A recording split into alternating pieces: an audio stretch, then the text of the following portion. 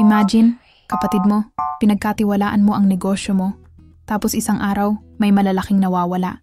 Yan ang sinapit ng sikat na aktres na si Kim Chiu. At ngayon, haharap siya sa korte laban sa sariling ate. Ano ang tunay na nangyari? Ano ang magiging epekto nito sa kanyang titulo, negosyo at buhay sa showbiz? Grabe, di ba? Hindi lang negosyo. Livelihood ng mga tawang nakataya.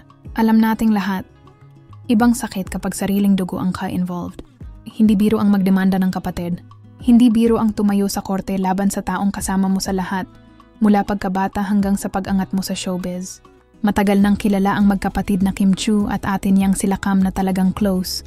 Travel, bonding, negosyo, halos magkasama sa maraming bagay. Pero nitong mga nakaraang buwan, may napansin ang mga fans. Hindi na raw nagfo-followan ng magkapatid sa Instagram. Tahimik, walang paliwanag. Pero ang ganitong galawan, alam nating may ibig sabihin. Sumabog pa ang ilang blind items tungkol sa umano'y financial issues sa pagitan nila. Hindi kinumpirma, hindi rin dinideny. Pero ngayon, mukhang may katotohanan pala ang mga bulong-bulungan. Ngayon, December 2, 2025, nagbukas na ng legal na kabanata ang issue. Si Kim Chiu ay nagsampa ng reklamo laban sa Lakam para sa salang qualified theft sa Quezon City Prosecutor's Office. Sa kanyang pahayag, substantial amounts connected to my business assets were found missing. I made the difficult decision to file a legal case to protect not just my company, but also the livelihoods of the people who work with me. Walang tinukoy na eksaktong negosyo o halaga, pero ang sinabi niyang financial discrepancies at pagkawala ng malaking pera ay sapat para seryosohin ang kaso. Para kay Kim, hindi lang pera ang nakataya, kundi ang tiwala, reputasyon, at kabuhayan ng mga taong nakasalalay sa kanyang mga negosyo. Sa pahayag ni Kim, ramdam mo yung lungkot. Truth, justice, and accountability. Ibig sabihin, pagod na pero kailangan. Hindi lang pera ang usapan dito, tiwala, respeto, pamilya. Yan ang pinakamahirap when business and blood mix. Ngayon, ano ang pwedeng maging epekto nito? 1. Sa career ni Kim. Hindi ito typical showbiz issue. A case versus a sibling is major. Pero knowing Kim, may fanbase siyang tatayo sa kanya. Lalo kung malinaw na gusto lang niyang protektahan ang negosyo at empleyado niya. 2. Sa negosyo.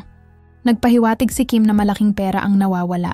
Kapag ganito kalaki, maaaring magkaroon ng restructuring, audits, at internal investigations. 3. Sa pamilya. Ito ang pinakamabigat. Kahit sino ang tama, sino ang mali. Kapag nakademanda ang magkapatid, mahirap nang bumalik sa dati. Para sa mga hindi alam, ang qualified theft mas mabigat kaysa ordinaryong theft. Ibig sabihin nito, may tiwala na naabuso, may access sa pera o assets, at ang nanabutahe ay taong malapit sa may-ari. Kung mapatunayang totoo, malaki ang magiging consequences.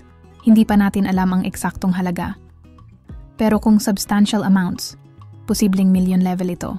Sa social media, hati ang netizens. May mga nagsasabing, bakit naman umabot sa demanda? Hindi ba pwedeng pag-usapan? Meron ding nagsasabi, kung malaking pera ang involved, kahit kapatid pa yan, kailangan ng legal na proseso. Pero karamihan, shocked. Hindi makapaniwala. Kim Chiu, ate niya, qualified theft. Parang teleserye na totoo. At ngayon, naghihintay ang lahat. Ano ang magiging desisyon ng piskalya? Magkakaroon ba ng counter-statement sila Kam? Mas lalala pa ba ito? O may pag-asang maayos ang lahat? Isang bagay lang ang sigurado. Hindi pa ito ang huling kabanata. Mga ka-showbiz, ano ang tingin ninyo? Mas tama bang dalhin ito sa korte? O dapat ba itong pag-usapan bilang magkapatid? Comment down below. And huwag kalimutang mag-like, mag-share at mag-subscribe para sa mas malalalim pang showbiz expose.